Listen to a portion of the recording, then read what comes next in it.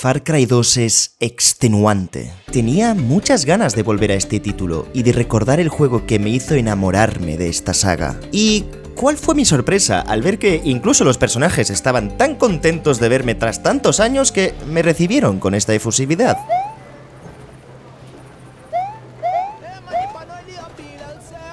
Cuando hablamos de Far Cry, siempre parece que la saga empezó con el tercero. Y normal, porque la historia de Jason Brody en Far Cry 2 es legendaria. Es una exploración del gusto por la violencia a través de un título que sentó nuevos estándares para el diseño de videojuegos, para bien y para mal. En la que el personaje protagonista, usando de excusa el hecho de que tiene que rescatar a sus amigos, se convierte en un maníaco homicida que disfruta del caos, la muerte y la destrucción. Y todo eso consiguió permear fuera de la pantalla para poner el punto de mira, nunca mejor dicho, en una pregunta: ¿por qué nos atrae la violencia? Y la respuesta no es precisamente agradable y por eso es una obra maestra, pero Far Cry 2 no lo es. ¿Verdad que no, compi? Empecé la saga con precisamente Far Cry 2 por allá el Pleistoceno. Y de ahí jugué el 3, el 4, que me gustó mucho, el 5 lo dejé pasar y el 6. No debí jugar al 6. Venga. Así que, aunque no los haya jugado todos, creo que me puedo hacer una idea de qué rumbo ha seguido la saga. Y siempre había pensado que el 3 estaba sobrevalorado, como que me daba la sensación de que la gente no le había dado una oportunidad a Far Cry 2. Pero ahora que he vuelto y ya tengo pelos en el pecho, me doy cuenta del increíble salto de calidad que hizo la saga del 1 al 2, pero sobre todo del 2 al 3. Y también de cómo esta se ha pervertido. ¿Verdad que sí, Ubisoft? La franquicia nació siendo prácticamente una demo técnica para fardar de los maravillosos 640 x 480 píxeles. Luego pulió su apartado jugable, adquirió una identidad, sentó los cimientos de los mundos abiertos en primera persona y luego se convirtió en Ice Age. Mirad, Far Cry 2 no es perfecto, y ahí van mis quejas. No puedes cambiar el campo de visión del juego. Pese a haber estructuras a media altura, el personaje no puede hacer parkour y ni siquiera sortearlas por encima. Y el mundo pide a gritos un movimiento más natural y ágil. Por lo general los vehículos son... La inteligencia artificial es super XD. A veces estás delante de ellos y no te ven, otras les vas por detrás y se giran de golpe y te disparan a la primera. No hay prácticamente ningún personaje fuera de las estructuras que no sea hostil. Los animales hacen bulto y no interfieren en nada más que para chocarse contigo cuando vas con un vehículo. La historia es una putísima mierda porque se siente desconectada, como si fueran misiones aleatorias que te dan porque sí, y casi ninguna lleva a otra. Simplemente haces de recadero y casi todas las misiones consisten en ir a un lugar y eliminar a un enemigo, por lo que es repetitivo de narices. Pero aún así, es el juego de la saga que más inmersión consigue transmitir, y esto es debido a que es el más físico y sobre todo realista de todos. Y hace muchas cosas bien. La mayoría de misiones principales ofrecen dos vías completamente distintas para completarlas, lo cual da sensación de que puedes elegir. El sistema de aliados y compañeros es muy interesante y te permite decidir el destino de personajes secundarios de una manera muy orgánica y natural. Y el diseño de audio es magistral y las armas suenan como armas. Hay mucho de lo que se puede sacar en Far Cry 2. Y por eso hoy vamos a alucinar sobre todo de cómo este juego de hace 15 años te integra en un mundo extremadamente atrapante y hostil con sus mecánicas y su diseño de escenarios. Hoy nos vamos de safari porque nos vamos a meter de lleno en Far Cry 2.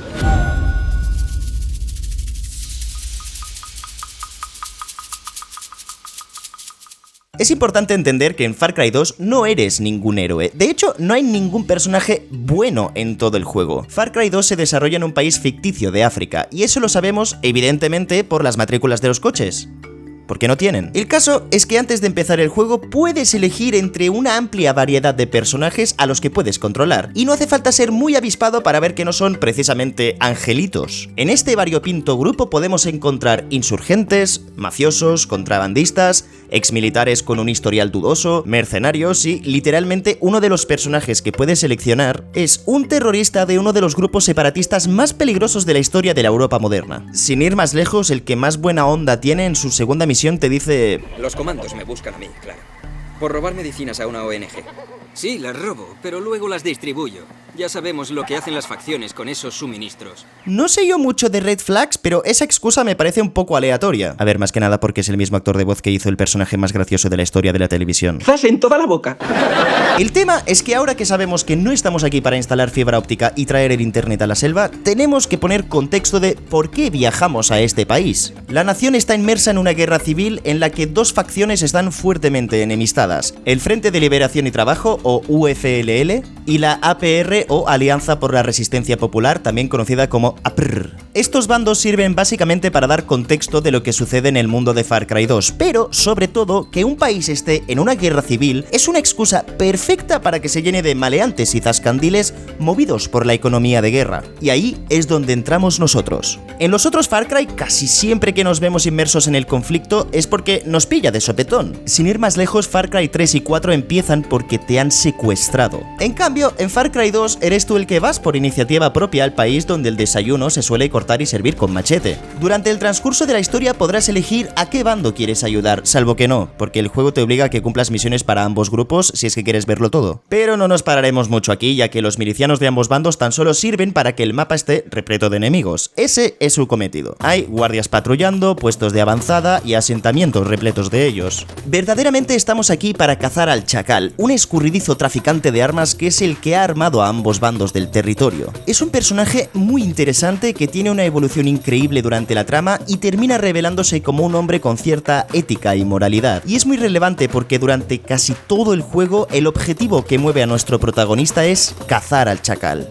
Y nuestro coto de caza es tanto un mundo lleno de peligros como un lugar idílico. Me gusta mucho la dirección artística de este juego. Hay varios biomas que se conectan entre sí y da cohesión y variabilidad al entorno. Y aunque a nivel técnico no ha envejecido muy bien y a veces los colores son un poco apagados, por eso todo el vídeo tiene un filtro de color por encima, creedme, es más agradable así. Aún así me gusta cómo el juego te lleva de un manglar, por ejemplo, al desierto sin que se sienta raro. Y cada zona pide que la circunnavegues de distintas formas. En la sabana, por ejemplo, hay poca vegetación y el terreno suele ser más plano. Es mucho más sencillo detectar a los enemigos porque hay menos obstáculos y permite un modo de juego más abierto, pero también te obliga a estar siempre alerta porque si estás en inferioridad, que es casi siempre, vas a echar de menos algún elemento del entorno para cubrirte, y hay patrullas que pueden aparecer detrás de ti, así que nunca puedes sentirte del todo seguro. Pero en la jungla es todo lo contrario, porque está lleno de vegetación que te corta la línea de visión y es más fácil esconderse y cubrirse. Pero también se suelen formar cuellos de botella por culpa de las rocas, riscos y masas de agua. Y los árboles también te pueden cortar el paso, así que puedes intentar escapar, pero te será mucho más complicado porque estos entornos son muy laberínticos. Y eso está bien, porque te da la sensación de que nunca vas a tener ninguna situación controlada al 100% y siempre puede suceder un imprevisto. Particularmente me gustan mucho las zonas donde hay ríos porque suele haber algún puente o elemento del entorno que te obliga a pasar por una zona en concreto, tanto si quieres atacar como si quieres retirarte. Y es esencial investigar la zona previamente antes de atacar a cualquier enemigo porque las escaramuzas suelen ser largas, los enemigos aguantan bastantes tiros y tienen muy buena puntería en dificultad normal, así que familiarizarse con el entorno es vital para poder salirte con la tuya. Y me gusta mucho lo que hace Far Cry 2 porque en el mapa hay repartidos distintos asentamientos en los que puedes descansar y pedir ayuda a algún aliado. Así que incentivan a que explores cada lugar y la recompensa no es solo poder guardar la partida ahí, sino que tus compañeros pueden venir a socorrerte, por lo que también hay cierto margen para el error por si te matan. Y creedme, es bastante común que eso ocurra. Y en ese proceso de exploración, por lo general, vas a estar yendo por la carretera, usando algún vehículo porque el movimiento del personaje es muy lento. Puedes sprintar lo mismo que yo, que es nada, y normalmente los objetivos suelen estar bastante lejos en el mapa.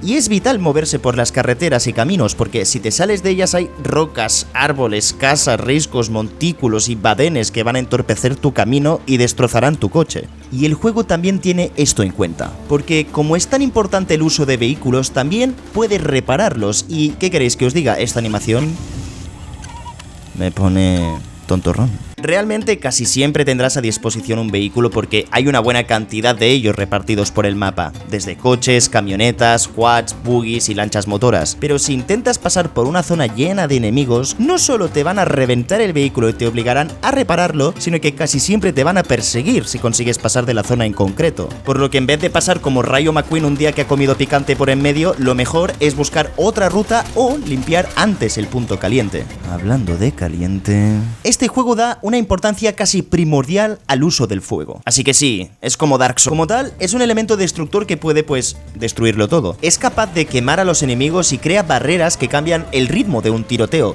Me ha pasado que estaba siendo hostigado detrás de un simple árbol y la solución radicaba en que si hacía un buen uso de los cócteles Molotov, podía poner tierra de por medio para avanzar unos metros hasta una posición más segura. Y Dios santo bendito, es alucinante el trabajo que hicieron técnicamente para recrear cómo el fuego avanza de manera fidedigna por el escenario. No solo es que sea útil, es que además es creíble e incluso hipnótico de ver. Pero de la misma manera que es útil para ti, también lo es para los enemigos, así que no solo tienes que estar vigilando tu posición, el número de enemigos y calcular posibles rutas de escape, sino que aparte también tienes que tener en cuenta que si se origina un fuego, una cobertura se volverá inútil y tienes que prever hacia dónde irá el fuego para que no te queme a ti. Y por si no fuera suficiente, a la que empiezas el juego te dan la bienvenida, aquí tienes un mapa para no perderte y de regalo un poco de malaria, por si quieres vivir la experiencia africana al 100%. Y no es que sea una simple excusa del videojuego que aparece en momentos clave de la historia. Es que puede que estés en medio de un tiroteo en el mundo abierto o en una misión luchando por no morir y de golpe te viene un ataque de malaria y tienes que tener medicinas para curarte y si no las usas, la palmas. Y puede ocurrir en cualquier momento, lo que obliga a estar concentrado. Los enemigos son increíblemente poco inteligentes, pero muy agresivos. Y la malaria es una cosa divertidísima del juego que va rondando por ahí. Puede suceder en cualquier momento. Supongo que es como la sensación que debe ser trabajar en Twitter ahora que Elon Musk es tu jefe. No puedes estar tranquilo. Con todo lo que tenemos encima, ya casi parece que no hay nada más que nos haga sentir que estamos en peligro, ¿verdad? Bueno, pues resulta que las armas se encasquillan.